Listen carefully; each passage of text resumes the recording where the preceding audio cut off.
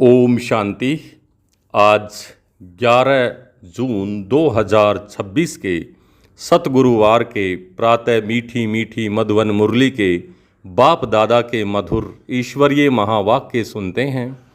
मीठे मीठे प्यारे प्यारे बाप दादा ने कहा, मीठे बच्चे, पूरा वर्षा लेने के लिए एक बाप से पूरी प्रीत रखो। तुम्हारी प्रीत किसी भी देहधारी से नहीं होनी चाहिए। प्रश्न है, जो अपने दैवी संप्रदाय के होंगे उनके सामने कौन से अक्षर घूमते रहेंगे?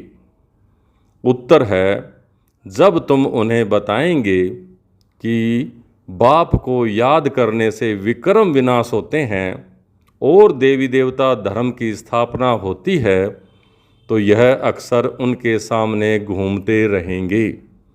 उनकी बुद्धि में आएगा, हमें देवता बनना है, इसलिए हमारा खान पान शुद्ध होना चाहिए। गीत चला, भोलेनाथ से निराला कोई और नहीं, बिगड़ी को बनाने वाला कोई और नहीं। ओम शांति। भोलानाथ के बच्चे सुन रहे हैं। किस से? भोलानाथ से। भोलानाथ शिव को ही कहा जाता है, उनका नाम ही शिव है। भोलानाथ के बच्चे अर्थात शिव के बच्चे आत्माएं सुन रही हैं इन कानों से। अभी तुम बच्चे आत्म अभिमानी बने हो। बच्चे टेप पर भी मुरली सुनते हैं तो समझते हैं शिव बाबा हमको अपना परिचय देते हैं। मैं सभी आत्माओं का बाप हूँ, जिसको तुम परम पिता परमात्मा यानी परमात्मा कहते हो। उनको सदैव फादर ही कहते हैं। कौन कहते हैं कि वह फादर है? आत्मा। आत्मा को अब ज्ञान मिला है और कोई मनुष्य मात्र को यह ज्ञान नहीं है। हम आत्मा को दो बाप हैं, एक साकार, एक है निराकार। वह परम पिता है। यह समझानी और कोई दे न सके। बाप के सिवाय और कोई यह पूछ भी न सके। बाप ही पूछते हैं, तुम जो कहते हो परम पिता परमात्मा गॉड फादर, वह किसके लिए कहते हो? क्या लौकिक बाप के लिए या पारलौकिक बाप के लिए? लौकिक फादर को गॉड फादर कहेंगे? नहीं। हिंदी में अक्सर भी है परम पिता।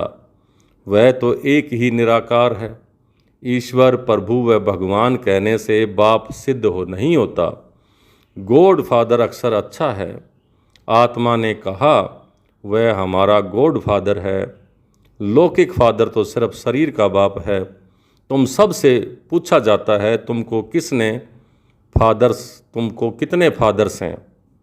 तो एक है लौकिक, दूसरा है पारलौकिक। दोनों में बड़ा कौन? जरूर कहेंगे पारलौकिक फादर। उनकी महिमा है सब पतितों को पावन बनाने वाला। पारलौकिक बाप, यह भी अभी तुम समझते हो। दुनिया में यह कोई भी नहीं समझते। बाप ने समझाया है, तुमको पारलौकिक बाप से प्रीत है। औरों की है विनाश काले विपरीत बुद्धि। विनाश का अभी समय है। वही महाभारत की लड़ाई अब लगनी है। एरोप्लेन, टैंक्स आदि एक दो को सप्लाई कर रहे हैं, सबको देते जाते हैं। पैसे से जिसको जो चाहें उनको देते जाते हैं। उधार पर भी लेते हैं तो प्लेन, बारूद आदि यह सब खरीद करते हैं। यह सब चीज़ें बड़ी महंगी होती हैं। विलायत वाले बनाते हैं, वह फिर बेचते रहते हैं। भारतवासी थोड़े एरोप्लेन आदि बेचते हैं। यह सब चीज़ें बाहर से आई हुई हैं। अब जो चीज़ खरीद करेंगे सो ज़रूर काम में लाएंगे, फेंकने के लिए थोड़े ही रखेंगे। वो है विनाश काले विपरीत बुद्धि यादव संप्रदाय जो यूरोप में रहते हैं, उसमें सब आ गए। भारत तो अविनाशी खंड है, क्योंकि अविनाशी बाप का बर्थ प्लेस है। बाप आते ही तब हैं जब पुरानी दुनिया ख़त्म होनी है, और जन्म वहाँ लेते हैं जहाँ कभी ख़त्म नहीं होना है। बाप आया था तब तो शिव जयंती मनाते हैं। परंतु उन्हों को यह पता नहीं है कि शिव बाबा कब आते हैं। आते भी उस समय हैं जबकि विनाश के लिए तैयारियां हो रही हैं। अब बाप कहते हैं वह है यूरोपवासी यादव संप्रदाय जो सतयुग में होते नहीं, न बौद्धि न क्रिश्चियन आदि होते हैं। अब बाप कहते हैं उन्हों की है विनाश काले विपरीत बुद्धि, क्योंकि परमात्मा बाप को सर्वव्यापी कह देते हैं। तुम हो विनाश काले प्रीत बुद्धि, तुम बाप को जानते हो, तुम समझते हो हमने 84 जन्म लिए हैं, 84 जन्मों में पाप आत्मा तमो प्रधान बन गए हैं। भारतवासियों ने ही 84 जन्म लिए हैं।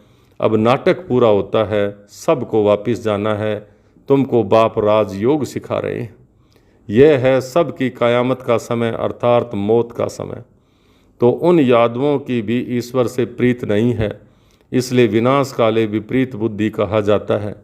कोई भी देहधारी मनुष्य से प्रीत नहीं लगानी है, वह तो है रचना, उनसे वर्षा मिल न सके। भाई को भाई से वर्षा थोड़े मिलता है, यह तो अच्छी रीति से समझना है। तुम बच्चे अभी समझते हो, उनकी है विनाश काले विपरीत बुद्धि और तुम्हारी है प्रीत बुद्धि। इसमें भी जो तीव्र प्रीत वाले हैं, बाप से पूरी प्रीत रखते हैं।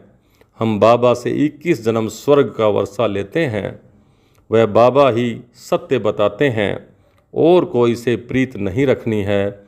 जब नया मकान बनाते हैं तो फिर नए मकान से प्रीत लग जाती है। समझा जाता है पुराना मकान टूट जाना है, तो हम भी पुरानी दुनिया से दिल तोड़ते जाते हैं। बाप समझाते हैं दिन प्रतिदिन वायुमंडल खराब होता जाएगा। देखते हो कितने हंगामे होते हैं, तो समझेंगे कि बस अभी यह खलास होते हैं। हमको जाना है नई दुनिया में, तो नई दुनिया को याद करना पड़े, बेहद के बाप और वर्षे को याद करना पड़े, और कोई को याद करने से कुछ मिलेगा नहीं। मनुष्य भक्ति मार्ग में तो कितना याद करते हैं, माँ बाप मित्र संबंधियों को याद करते हुए भी फिर देवी देवताओं को कितना याद करते हैं। पानी में स्नान करते हैं, उनको पतित पावनी कहते हैं। दिखाते हैं तीर मारा और गंगा निकल आई, गंगा जल मुख में देते हैं। समझते हैं थोड़ा भी गंगा जल मिलने से मुक्ति को पालेंगे। बाप कहते हैं जहाँ है ज्ञान की बातें, तुम थोड़ा से अभी थोड़ी भी ज्ञान सुनते हो तो उसका भी फल मिल जाता है। वह ज्ञान सुनने की बात है, अमृत पीने की चीज़ नहीं है। यह नॉलेज है, ये है ज्ञान अमृत। ऐसे नहीं समझो कि भोग के दिन अमृत पिलाते हैं, नहीं, वह तो मीठा पानी है। बाकी यह है ज्ञान की बात। ज्ञान अर्थात बाप और सृष्टि के आदि मध्य अंत को जानना। यह सृष्टि चक्र कैसे फिरता है, कौन 84 जन्म लेते हैं, सब तो ले न सकें। पहले पहले भारतवासी ही आते हैं, वही पूरे 84 जन्म लेते हैं। जो देवता थे वही 84 जन्म भोग पतित बन जाते हैं। बाप आकर फिर कांटों से फूल बनाते हैं। मनुष्य देह अभिमान में आकर 5 विकारों में फंस पड़ते हैं। अब है रावण राज्य, सतयुग था देवताई राज्य। शिव बाबा ही स्वर्ग की पूरी रचते हैं। सूर्यवंशी लक्ष्मी नारायण का राज्य था, अभी तुम जानते हो स्थापना हो रही है। तुम्हारी विनाश काले प्रीत बुद्धि है, इसलिए विजयी हैं। सारे विश्व पर तुम विजय पाते हो, यह अच्छी रीति याद रखना है। हम भारतवासी जो अभी कलयुग में हैं, सो फिर बदल कर स्वर्ग में चले जाएंगे। पुरानी दुनिया को छोड़ना है। यह विकारी संबंध, इसको बंधन कहा जाता है। तुम विकारी बंधन से निकल निर्विकारी संबंध में जाते हो, फिर दूसरे जन्म में तुम विकारी बंधन में नहीं आएंगे। वहाँ है ही निर्विकारी संबंध। इस समय आसुरी बंधन है।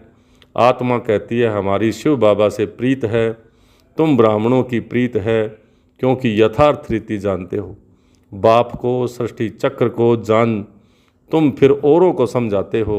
जितना जो औरों को समझाएंगे तो बहुतों का कल्याण करेंगे।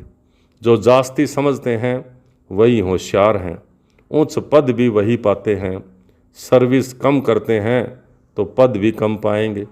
पतित तो सारी दुनिया है, हर एक को पतित से पावन होने का रास्ता बताना है, और कोई उपाय नहीं है। याद से ही विक्रम विनाश होंगे।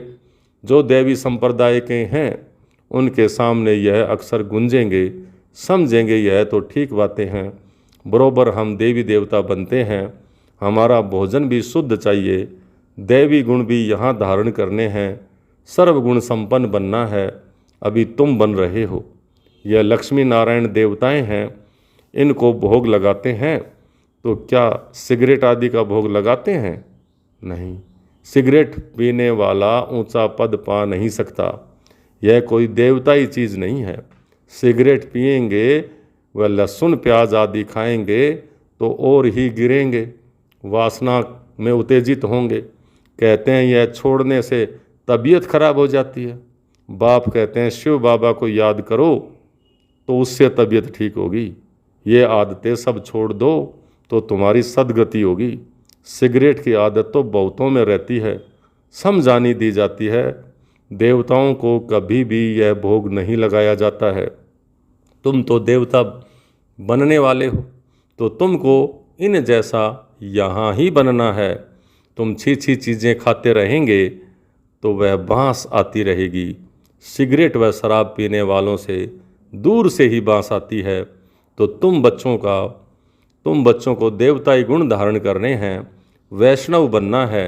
जैसे विष्णु की संतान हैं, तुम विष्णु अर्थात देवी संतान बनते हो। यहाँ हो तुम ईश्वरीय संतान, यह तुम्हारा सर्वोत्तम जन्म है। देवताओं से भी उत्तम तुम हो, तुम औरों को भी उत्तम बनाने वाले हो। यह है बेहद के बाप की मिशनरी। क्रिश्चियन लोग की मिशनरी होती है ना, अपने क्रिश्चियन धर्म में बहुतों को कन्वर्ट करते हैं।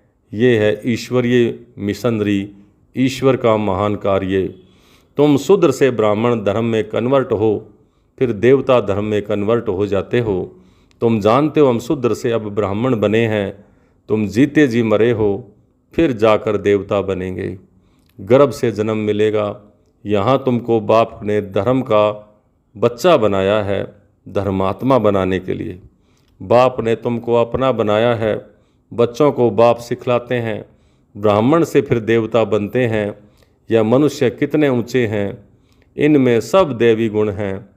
जब तुम आत्मा पवित्र बन जाएंगी तो फिर शरीर भी पवित्र चाहिए। पुराने शरीर को खत्म होना है, फिर तुमको शरीर नया सतो प्रधान चाहिए।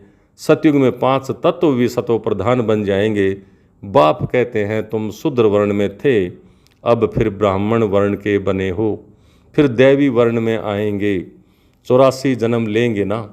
ब्राह्मण वर्ण को गुम कर दिया है, अब बाप शूद्र से ब्राह्मण बनाए, फिर देवता बनाते हैं। अब तुम ब्राह्मण हो, चोटी बाजोली होती है ना। अभी ब्राह्मण हैं, फिर देवता, फिर क्षत्रिय, फिर वैश्य, फिर शूद्र, फिर ब्राह्मण बनेंगे। इसको चक्र कहा जाता है। अभी तुम ब्राह्मण वर्ण में हो, यह नॉलेज अभी है, फिर तो प्रारब्ध मिल जाएगी, वहाँ सदा सुखी रहेंगे। 21 जन्म नंबरवार इस समय के पुरुषार्थ अनुसार। कोई राजाई घराने में, कोई प्रजा में जाएंगे। राजाई घराने में सुख बहुत हैं, फिर कलाएं कम होती हैं। तुमको 84 जन्मों का ज्ञान मिला है, स्मृति आई है। बाप आकर समझाते हैं, मीठे मीठे बच्चों, तुम्हारे अब 84 जन्म पूरे हुए। कोई ने 84 जन्म, कोई ने 80, कोई ने 50 या 60 जन्म भी लिए हैं। सबसे जास्ती तुम भारतवासी सुख देखते हो। इस ड्रामा में तुम्हारा नाम वाला है, देवताओं से भी तुम उच्च हो। तुम जानते हो हम सो पूज्य बनते हैं। सतयुग में हम किसी को भी पूजते नहीं, न हमको कोई पूजते। वहाँ हम ही हैं ही पूज्य। फिर कलाएं कम होती जाती हैं, हम पूज्य से फिर पुजारी बन माथा टेकने लगते हैं। द्वापर में हम पुजारी बनना शुरू करते हैं, अंत में फिर सभी वे बेचारी बन जाते हैं। यह शरीर 5 तत्वों का बना हुआ है, उनकी कोई बैठ पूजा करते हैं तो उसको कहा जाता है भूत पूजा। हर एक में 5 भूत हैं। देह अभिमान का भूत, फिर काम क्रोध का भूत, भूत संप्रदाय कहो अथवा आसुरी संप्रदाय कहो, बात एक ही है। बाप आकर फिर देवी संप्रदाय बनाते हैं। बाप आते हैं भूतों से छुड़ाने और अपने साथ योग लगाए देवता बनाते हैं। गुरु नानक ने भी महिमा गाई है कि परमपिता परमात्मा ने मनुष्य को देवता बनाया, मनुष्य को देवता किए करत न लागी बार। वही पतितों को पावन बनाने वाला है। अच्छा, मीठे मीठे सिकल दे बच्चों प्रति माता पिता बाप दादा का याद प्यार और गुड मॉर्निंग। रूहानी बाप की रूहानी बच्चों को नमस्ते। हम रूहानी बच्चों की रूहानी बाप दादा को याद प्यार, गुड मॉर्निंग और नमस्ते। धारणा के लिए मुख्य सार पहला, ब्राह्मण से देवता बनने के लिए जो भी छी आदतें हैं उन सब को छोड़ना है। शूद्रों को ब्राह्मण धर्म में कन्वर्ट कर देवता बनाने के लिए ईश्वरीय मिशन के कार्य में सहयोगी बनना है। शराब, सिगरेट या जो भी गंदी आदतें हैं वह निकाल देनी है। दूसरा, इस विनाश काल के समय एक बाप से सच्ची प्रीत रखनी है। पुराना मकान टूटने वाला है, इसलिए इससे दिल निकाल नए से लगानी है। आज का वरदान, श्रेष्ठ कर्म द्वारा सिमरण योग्य बनने वाले योग युक्त युक्ति युक्त भाव। श्रेष्ठ कर्म द्वारा सिमरण योग्य बनने वाले योग युक्त युक्ति युक्त भाव। आपका एक एक कर्म जितना श्रेष्ठ होगा उतना ही श्रेष्ठ आत्माओं में सिमरण किए जाएंगे। भक्ति में नाम का सिमरण करते हैं, लेकिन यहाँ जो श्रेष्ठ आत्माएं हैं उनके गुण और कर्मों को सिंपल बनाने के लिए, मिसाल बनाने के लिए, जो भी श्रेष्ठ आत्माएं हैं उनके गुणों और कर्मों को मिसाल बनाने के लिए सिमरण करते हैं। तो आप श्रेष्ठ कर्मों के आधार पर सिमरण योग्य बनते जाएंगे।